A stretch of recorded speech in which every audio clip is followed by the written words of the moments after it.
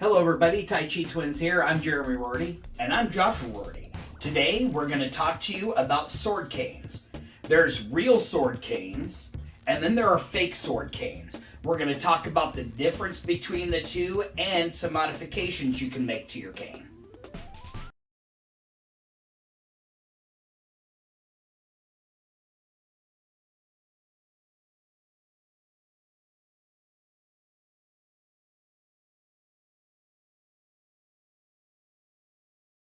Ever since we started collecting swords and knives, we've been on a quest to find a good sword cane. Unfortunately, most sword canes are merely costume accessories. For instance, here's the first sword cane we ever bought. As soon as we tried using it as an actual cane, it broke. But then look at how it was connected. Was it ever intended to be used to hold body weight? Let's take a look at this newest sword we added to our collection.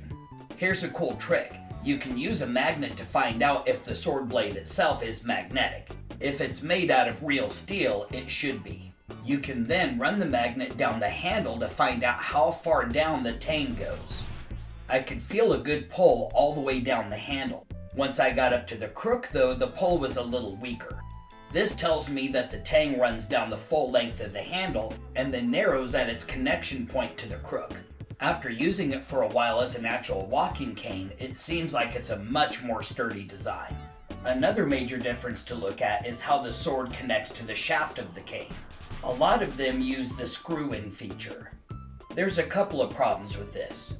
First is that it's going to take a lot longer to draw the sword. For this cane, it takes an entire 1 3/4 turn before you can draw the sword.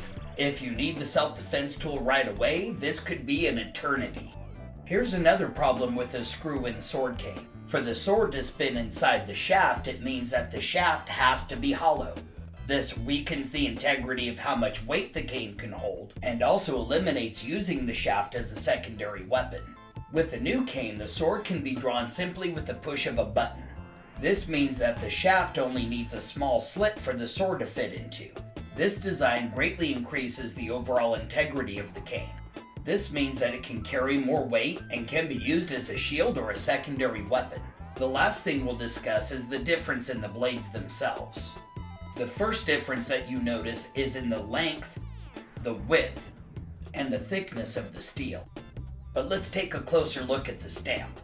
One is made out of a stainless steel, which isn't necessarily bad. It means it's not going to rust, but being a high chrome content means it's not going to hold an edge very well. The other sword is a high-carbon Damascus steel. The major advantage of Damascus is that it combines two different types of steel to be both strong and flexible. However, it will rust easily, so don't touch it and keep it well oiled. Another difference you'll see from this angle is that the Damascus blade has a razor-sharp double edge, whereas the other one has a single edge with a false edge on the back to make the tip pointier. Another major difference in the profile of the blade is the fuller that runs down the length of the Damascus sword. This feature reduces the weight and increases the rigidity of the blade.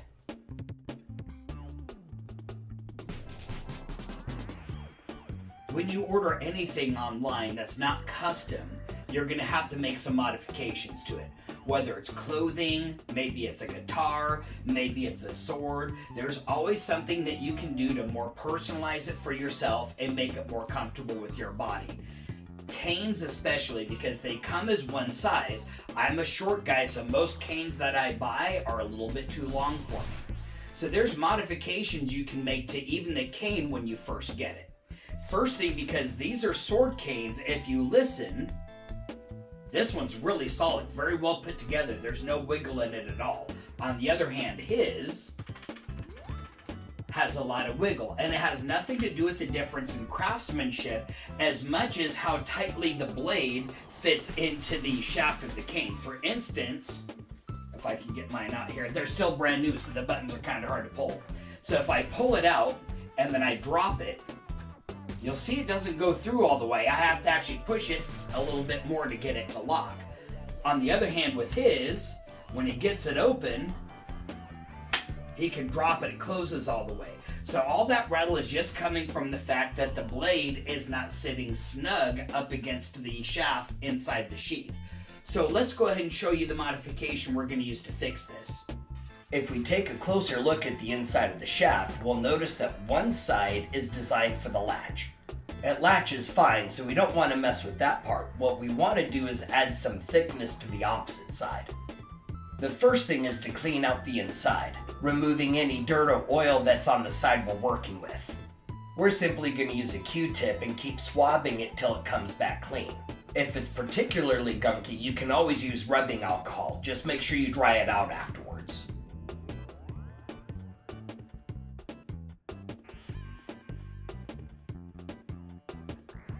Next, we're going to cut strips of masking tape about the width of the hole in the shaft. We'll start with 5 layers, test it, and add more if we need to.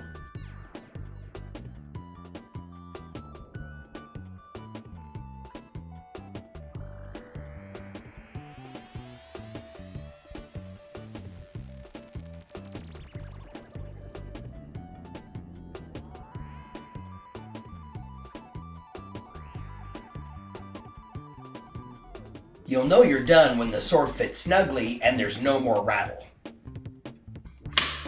When walking with a cane, it's important that it's the right length. If it's too long or too short, it can cause issues in other parts of your body. If you look online, you'll find numerous algebraic equations on how to measure your cane to the right length. It's actually way easier to measure it with the subject themselves, and you can even do it by yourself. For this method, tie a slip knot into a piece of string. Put the loop over the end of the cane and then tighten the knot as much as you can. Make sure you're wearing the shoes that you would use on a daily basis. From there, set the crook on the floor right next to your foot, stand up straight with your hips and shoulders square, and reach your arm down by your side.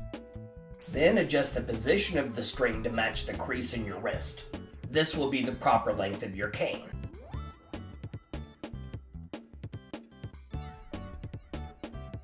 Now you can use a cutting jig and a saw to cut at the position of the string. If you're not quite confident with your cutting skills, I would suggest cutting it a little bit longer. You can always adjust it later. If you have any rough edges, you can smooth it out with a file or sandpaper. You really want to make sure that it's not going to poke through the rubber foot.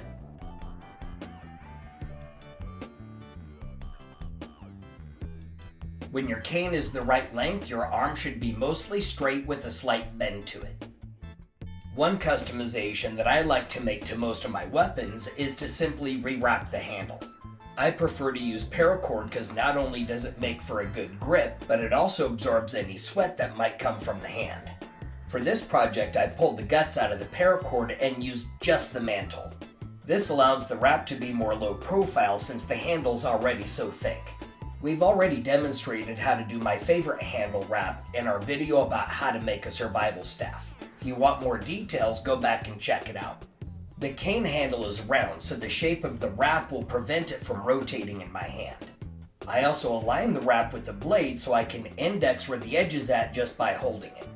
I applied the same wrap to the shaft not only to give me a better grip, but it also makes it easier to align the blade when sheathing the sword.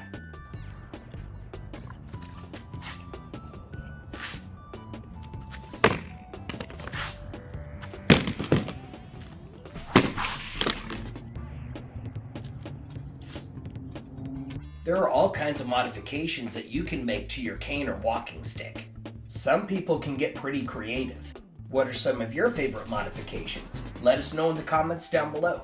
As with any skill, it takes practice and proper training to get good at it. So make sure you look for a good school in your area. If you're in Southern Oregon, contact us for our locations and times. Thanks for watching our video. If you enjoyed it, like it and make sure to share that with a friend. Click the subscribe button and then hit that notification bell so you can catch our next exciting video.